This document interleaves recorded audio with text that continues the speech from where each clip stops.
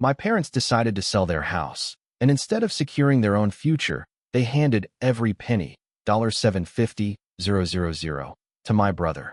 Right after that, they started acting like they had a right to move into my place, as if my home was automatically theirs. But what I did next really knocked the wind out of them.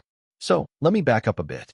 I'm a 42-year-old guy, been married to my wife Lila for 6 years now. Lila's an architect, sharp as hell, pulls in a solid income, and honestly, she's the smartest person I know. As for me, I run my own car service station, something I built from scratch with no handouts, no family money, just grit and long hours. I own 2 houses. The one we live in is nice, nothing extravagant, but comfortable and exactly what we need. The second house I picked up about 5 years back as an investment. It's a smaller place, and I rented it to this young couple, Thomas and Clara.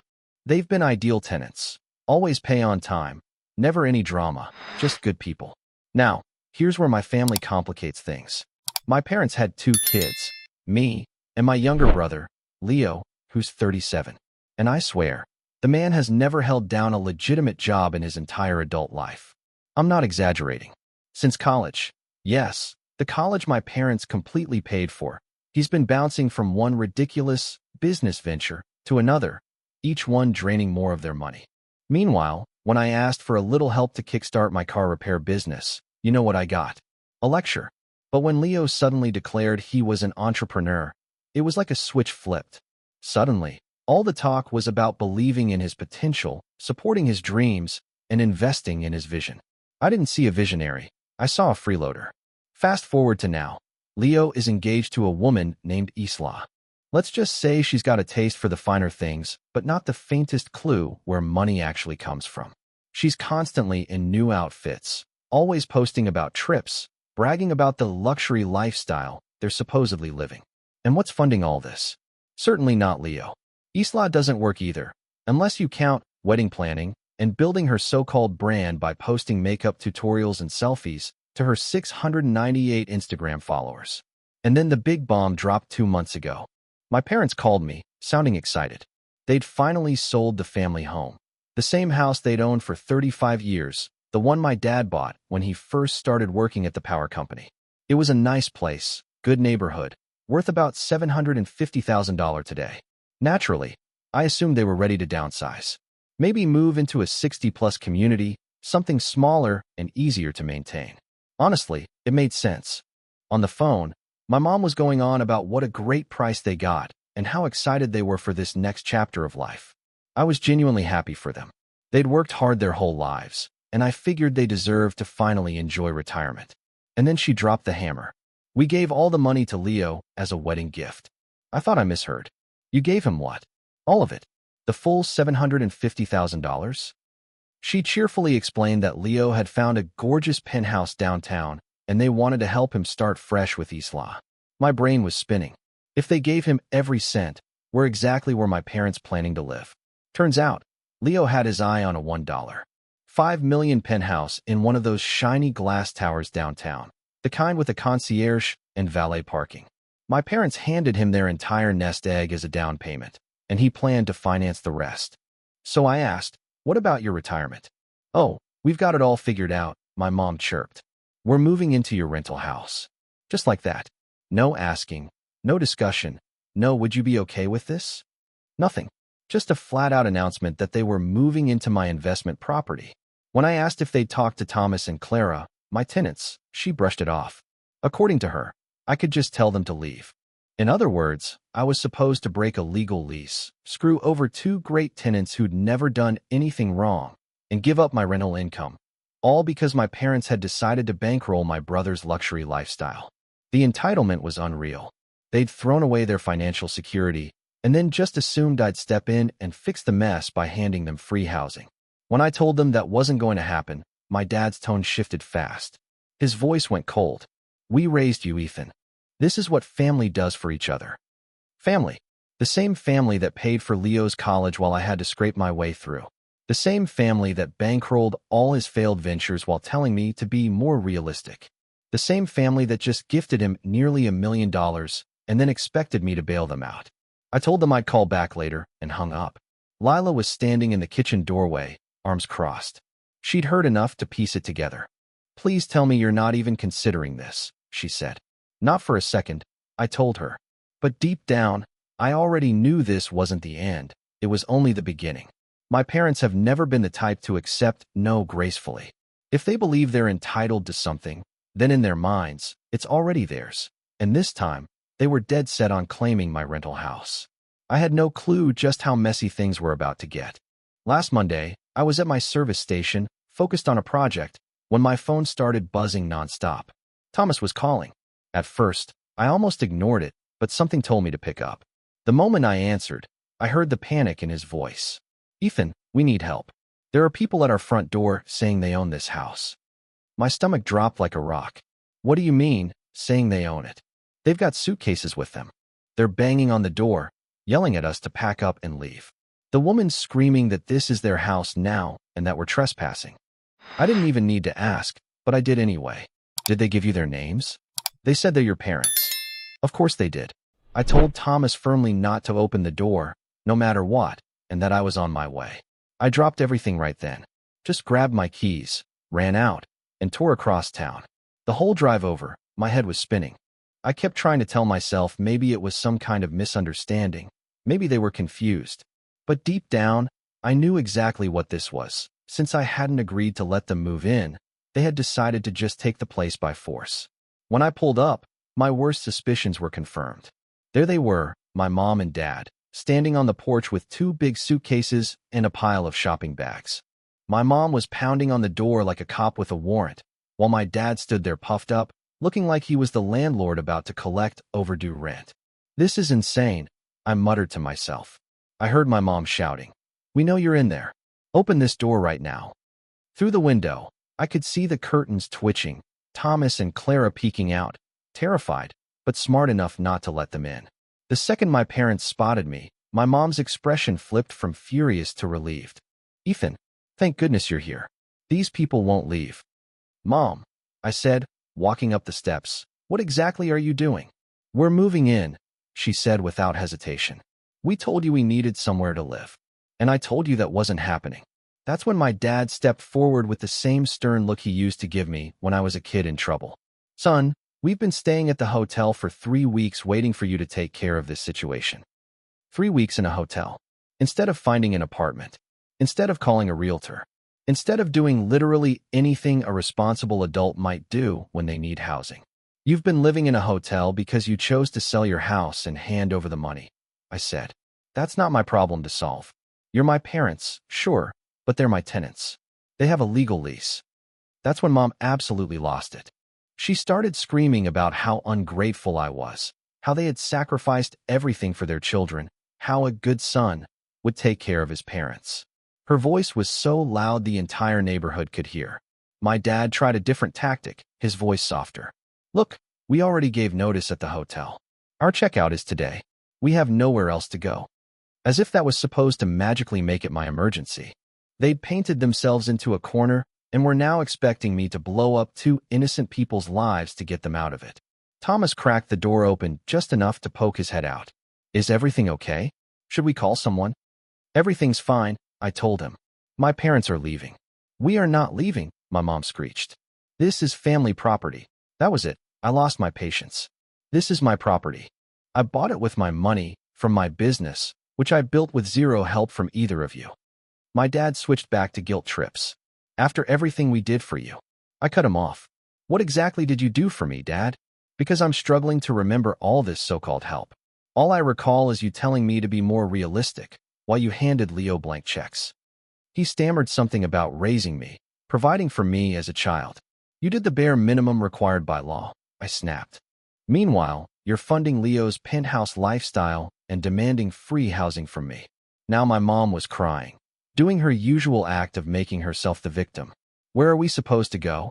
"Anywhere but here," I said flatly. "This isn't my problem." It was completely insane. They'd created the situation, ignored every reasonable solution, and now wanted me to torch my reputation and business relationships just to save them from themselves. Thomas spoke again, his voice steady.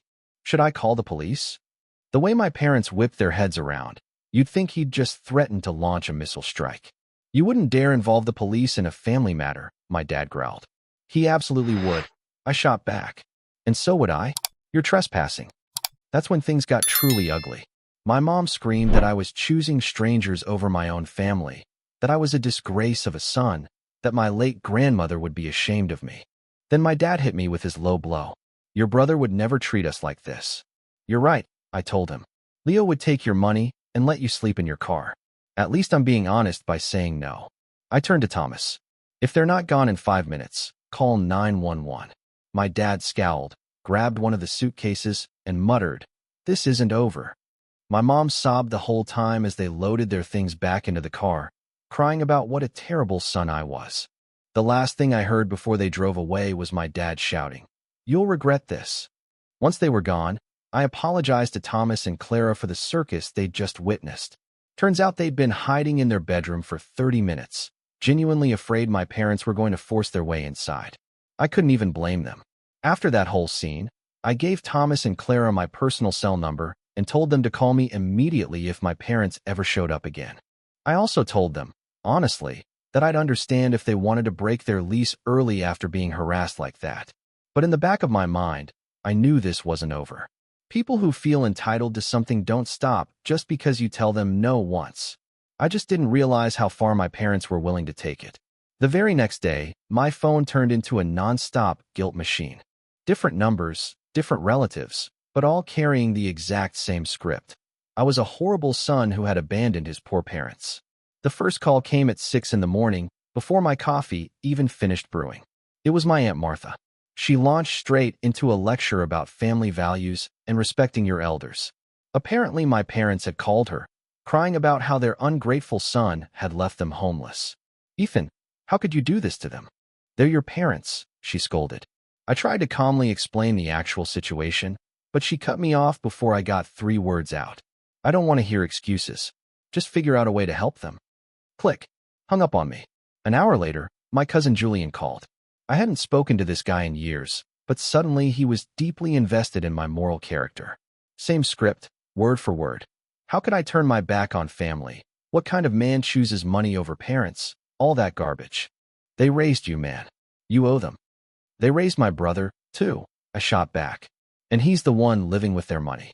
That's different. How exactly is it different? Click. Another hang-up. That was the rhythm of the whole day. By noon, I'd racked up 10 phone calls and probably 20 text messages. And let me tell you, the texts were worse than the calls. Paragraphs of emotional blackmail about loyalty, about sacrifice, about how I was breaking my parents' hearts. My phone wouldn't stop buzzing. It felt like half the family had been recruited into this guilt trip campaign. Here's what burned me the most. Not one single person asked for my side of the story. Nobody said, "Hey, what's actually going on here?" Everyone just swallowed my parents' version whole and painted me as the villain. My cousin Aurora even sent me this essay-length Facebook message about how my parents were living like refugees in a hotel, and how could I possibly sleep at night knowing I was causing their suffering. Refugees. They chose to sell their house and hand over the money, and now somehow I was responsible for their hardship? But here's the kicker. Not a single one of these loud, opinionated relatives offered to actually help my parents. Not one. Everyone had a strong opinion about what I should do, but somehow nobody had a spare bedroom or a guest house to offer. When Aunt Martha called me again that evening, I finally pointed it out. "Since you're so worried, why don't they stay with you?" She got flustered. "Well, we don't really have the space." "Neither do I," I said. "That's why I rent the property out. You have more money than us." And there it was, the real reason behind all of this. Because I busted my ass and built a business. Because I was smart with my finances, that automatically meant I owed everyone else a bailout. I wasn't just the responsible one. I was apparently the family ATM. By Wednesday night, I was completely fed up. So I sat down at my desk and started writing. Took me about 2 hours, but I typed out the most thorough, detailed email of my life. Title line, setting the record straight, the full story. I laid it all out in black and white. Timeline, facts, no emotions. Parents sell their house for $750,000. Parents give every cent to Leo for a penthouse down payment. Parents announce they're moving into my rental property without permission. I refuse, but offer to help them find other housing. They reject that and demand I evict my tenants. Point by point, just the facts. Then I backed it up with receipts, screenshots of text messages, copies of the lease, even property records showing when I bought the house and how much I paid. I wanted everyone to see exactly what I was dealing with. The email was close to 2,500 words long, but the best part was the ending. I listed every single person who had called or texted me with lectures about family duty. Then I wrote, "Since everyone is so deeply concerned about my parents' housing situation, I'm sure one of you will be happy to provide them with a place to stay. After all, family helps family, right? Please reply with your move-in date for mom and dad so I can pass along your address." Hit send at 12 p.m. Thursday night. 25 people in the CC line. Friday morning? Silence. First time in 3 days I woke up without a barrage of angry phone calls. By noon, the replies started trickling in, and they fell neatly into 3 categories. People who suddenly remembered they didn't have space after all. People who ghosted me entirely. People who doubled down and got even nastier. Uncle Henry was in category 3. He wrote this long, dramatic essay about how I was destroying the family, dishonoring my ancestors, and spitting on the very people who made me who I am. I replied with one sentence.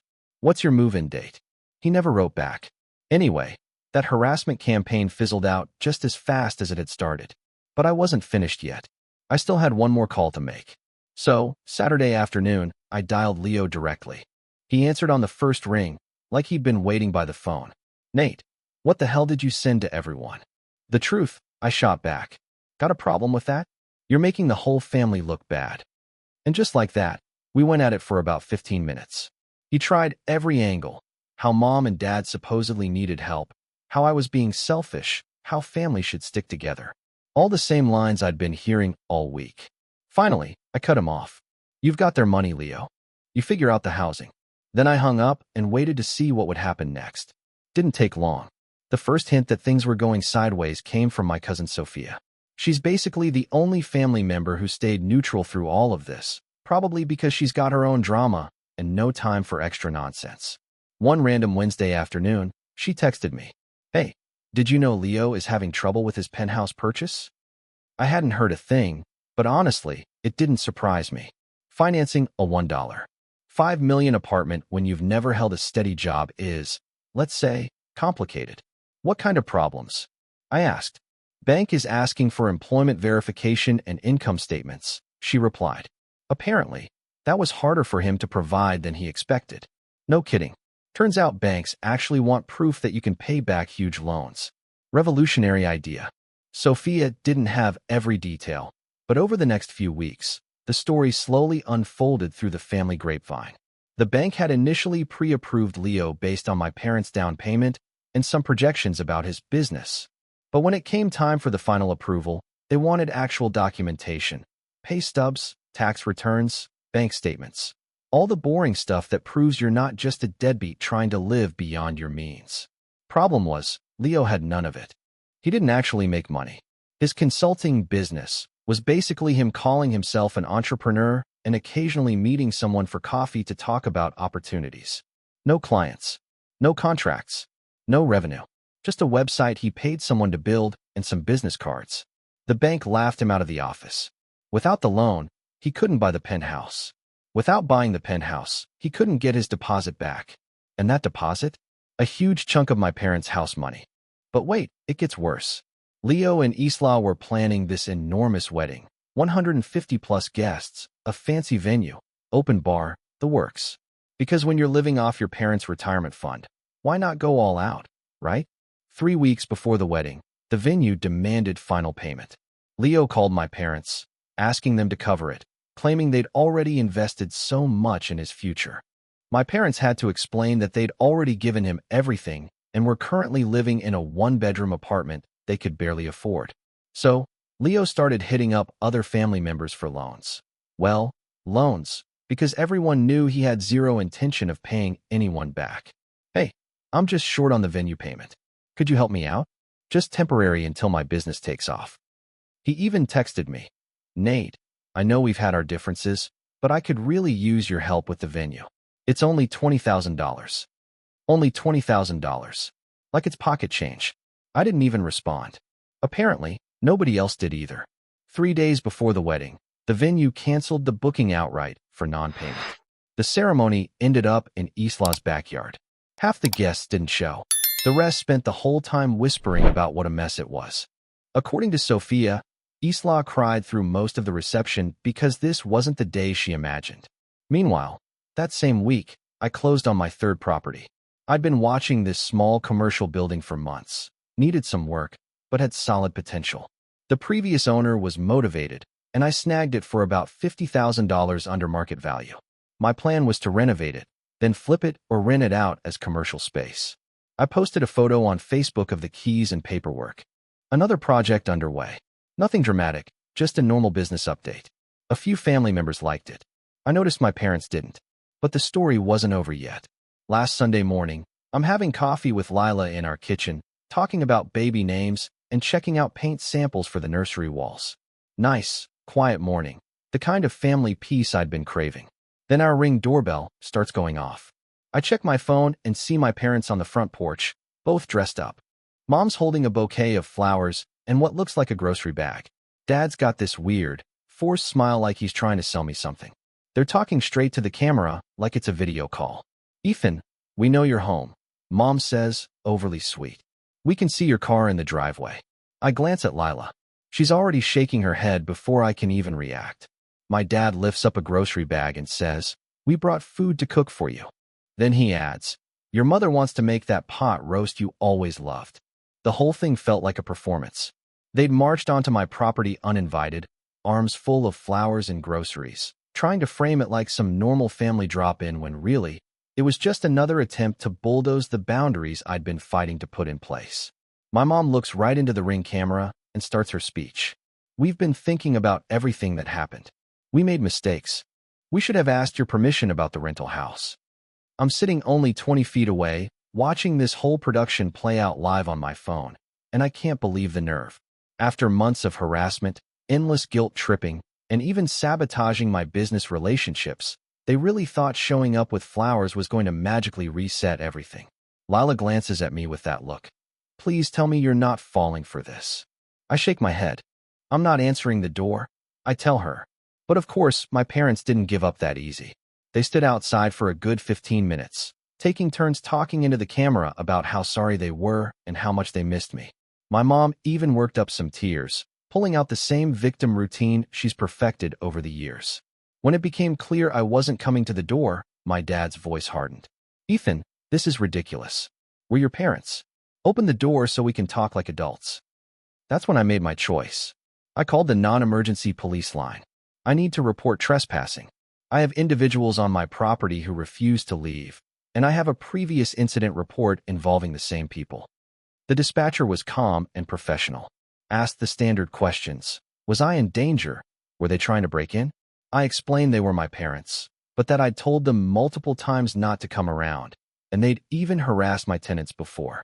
"We'll send an officer out," the dispatcher said. 15 minutes later, a patrol car pulled up. I watched through the window as a young officer climbed out and approached my parents. My dad was waving his arms, pointing toward my house, clearly trying to frame it as a family misunderstanding. My mom still clutched those damn flowers like they were proof of her pure intentions. The officer listened, then walked over and pressed the Ring doorbell. "Sir, this is Officer Vega with the police department. Could you come to the door, please?" So I stepped outside and laid it all out for him. The months of harassment, the manipulation, the demands for my property, the pressure campaign, everything. I even gave him the previous incident report number from the rental house mess. He nodded, totally reasonable about it. "Do you want them to leave your property?" "Yes." "Have you asked them to leave and not return multiple times?" "Yes." He went back over to them. This time, I could hear my dad raising his voice. "This is our son's house. We have a right to visit our own child." The officer stood his ground. "Sir, your son has asked you to leave his property. You need to respect that." My dad barked. "This is ridiculous. We're family." "I understand this is a family situation," Officer Vega said evenly, "but property rights still apply. You need to leave now." My mom started crying again, but the officer didn't budge. He was polite, but firm. "Pack up the groceries, take the flowers, and get off the property." And they did. When it was over, Vega came back to me. He recommended documenting everything and filing for a restraining order if they kept showing up. Sometimes people need official paperwork to understand that no really means no. Monday morning, I called my lawyer and laid out the whole timeline. He didn't hesitate. You've got grounds for a restraining order, especially with the tenant harassment. We filed that same afternoon. I attached all the documentation I'd been collecting over the past months. The hearing was set for the following week. I half expected them to fight it, but they didn't even show. Judge granted it on the spot, 300 yards. They couldn't come within 300 yards of my house, my business, or my rental property. Any violation meant an automatic arrest. That same week, I also changed my phone number. Only gave it to people I actually trust. The peace and quiet was like a breath of fresh air. No more guilt trips, no more sudden visits, no more manipulation calls. Just me, my pregnant wife, and a chance at a normal life. 3 weeks. That's how long the calm lasted before the next storm rolled in. I was at my service station when my phone buzzed. Unknown local number. Could have been a client, so I answered. Hi, is this Ethan? I'm calling about the investment opportunity your brother pitched me last month. I froze. I'm sorry, what investment opportunity? The rental property portfolio. Leo said you guys were partners in a real estate business, and you were looking for private investors. My blood turned to ice. Can you hold on just a second? I stepped outside into the open air, needing space to think. Sir, I need you to tell me exactly what my brother told you. Turns out this guy, Caleb, had met Leo at a networking event downtown. My brother had introduced himself as co-owner of a successful property management company and even started flashing photos on his phone of their portfolio. The pictures Caleb showed me were of my actual properties, my rental units, the house I live in, and even the commercial building I had just purchased. Turns out Leo had been strutting around town, bragging that he owned half my company. He even told Caleb, "You've got 3 income-generating properties already, and you're looking to expand. If you want in, I can get you a piece of the next deal for $30,000. 30 grand. This wasn't some little backyard hustle. This was straight-up fraud. I asked him directly, "Did you hand over any money?" Caleb admitted that he had put up $10,000 as a good faith deposit, basically to hold his spot while he considered the full investment. Leo told him that down payment secured his place in the deal. Hearing that made my stomach twist. So I leveled with Caleb. I need to tell you something. I don't have a business partner. I own every single one of those properties myself, and my brother has never put a dime into anything I do. There was a long silence on the other end before he asked, "Are you saying he scammed me?" I didn't sugarcoat it. That's exactly what I'm saying. And odds are, you're not the only one. I took down Caleb's information and promised I'd be in touch. Then I finally did what I probably should have done months earlier. I Googled my brother's name alongside my business. What popped up on the screen made me want to smash my fist through the wall. There were networking profiles where Leo had listed himself as co-founder of my company. He had a LinkedIn page saying he was my partner and investment coordinator. There was even a Facebook business page he'd created using my company name, with himself listed as the main contact. My own brother had been impersonating me for months. I grabbed the phone and started making calls, first to my lawyer, then back to Caleb to gather every detail about what Leo had promised him and what kind of paperwork he might have. Caleb forwarded me screenshots of their text conversations, and he even had a bogus contract Leo had drafted, complete with letterhead that looked almost identical to my legitimate business documents. But the part that hit me the hardest was how Leo had been using my reputation to sell his scam. He'd been telling people, "You can verify the success of the business by driving past the properties or checking the ownership records." And he wasn't lying. The properties were real. But they were mine, not his. My lawyer's advice was clear and simple. Document everything and go straight to the police. This isn't family drama, he told me. This is identity theft and fraud. That night, I sat Lila down at the kitchen table and showed her everything I had uncovered. "This isn't just some family issue anymore," I said. "He's literally stealing my identity to trick people out of their money." By next morning, I was at the police station filing a fraud report. I brought along all the evidence: Caleb's screenshots, the fake business profiles, the forged contract, everything I had. Detective Moreno, the officer assigned to the case, took one look and said, "We see plenty of family financial disputes, but this is way beyond that. Your brother is running a con using your name and assets. They opened an investigation on the spot, but I wasn't finished. I had one more move to make. I called Caleb back with a plan. What if we set up a meeting with Leo? Let him believe Caleb was ready to hand over the full $30,000, and I'd show up as the surprise guest. Caleb liked the idea. So he texted Leo, saying he was ready to move forward and finalize the paperwork. Leo jumped at it right away, probably desperate for cash. We set the meeting at a coffee shop downtown. I got there early and sat at a corner table where I could see everything without being immediately noticed. Sure enough, Leo walked in right on time, carrying a folder that no doubt held more fake paperwork. Caleb played his role perfectly. So, he asked, how exactly does the partnership with your brother work? Without missing a beat, Leo smiled and said, oh, Ethan handles all the day-to-day property management, but I'm the one who takes care of investor relations and new acquisitions. We've got a solid system, and he's totally fine with bringing in outside investors. Actually, it was his idea. He keeps saying we need more capital so we can grow faster. I almost laughed out loud right there. The man was doubling down on his lies even as the trap closed around him. Caleb leaned in and said, you know, I'd love to meet Ethan myself and hear his perspective. That's when Leo started to squirm. Well, he's pretty tied up with managing the properties, but maybe I can set something up later. Caleb pressed, how about right now? That was my cue. I stood up and walked over to their table. The look on Leo's face was priceless, pure panic, like he'd seen a ghost. His jaw literally dropped. Hey, partner, I said, sliding into the seat next to Caleb. Caleb here was just telling me about this great investment opportunity you've been pitching. Leo stammered. Nate, I can explain. Go ahead, I told him. I'd love to hear all about this business partnership I apparently forgot we had. Caleb, who had been recording the whole conversation on his phone, we'd agreed ahead of time to have everything documented for the police, kept his camera steady. Leo tried again, but his words fell apart. I thought maybe. You thought you could steal my identity and trick people into handing over their money using my properties as collateral? I said, keeping my voice calm. Is that what you thought? By then, people in the coffee shop had started to notice. The room was quiet, but our little confrontation was drawing attention. Leo glanced around nervously, realizing just how bad he looked. Caleb, I continued, just so there's no confusion, I have never had a business partner. I built this company on my own, without a single penny of help from my family. My brother has never invested in real estate and doesn't own any part of my business. Caleb nodded. So when he took my $10,000, that was fraud. Leo finally found his voice. Look, I was going to pay him back.